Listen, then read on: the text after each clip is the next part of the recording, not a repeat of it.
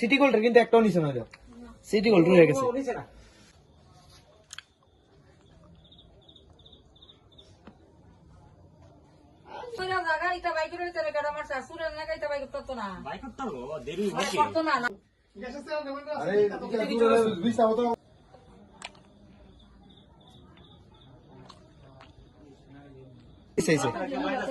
সব খুলছে কিন্তু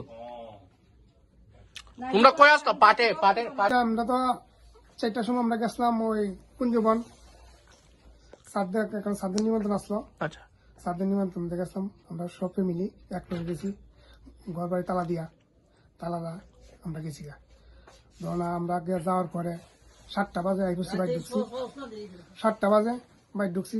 গেট তো সামনে তালা ঠিক আছে, তালা খুলছে আমার বউয়ে, খুললে ঘর উঠানো আছে, উঠানো এসে মেন ঘরে তালা খুলছে, ঠিক আছে।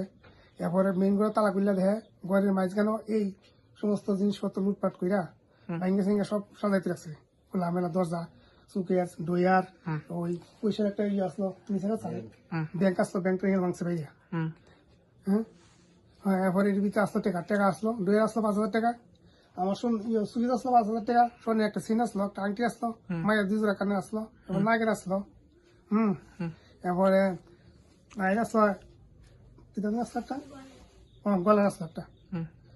অন্তত 1 ভরি সোনা হইব। সব মিলে এসে আনুমানিক মনে করেন আপনার কত টাকার ক্ষয়ক্ষতি হয়েছে? সব মিলে প্রায় প্রায় লাখ টাকা তুলবই। স্বর্ণের ভরি তখন কত 90,000-95,000 টাকা ভরি, তাহলে আমার 10 নিচ্ছে না ক্যাশ, তাহলে 1 লাখ টাকা নিছে, 1 লাখ টাকার মতো নিছে। কি মনে করতেছেন, কারোর সন্দেহ হয়নি? মানে কারোর সন্দেহ না, আমি তো সন্দেহ দেখতেছি না, তখন তো আমি তো এমন কোনো মা কোনো আইতেছে না কেটা আইলো কেটা গেল, এমন তো আমার বাড়িতে অনেক দেড় লুক ঢুকে না, ঢুকলে আমি বুঝলাম, আমি তো কোনো লুক ঢুকে, কেউ লুক ঢুকে না।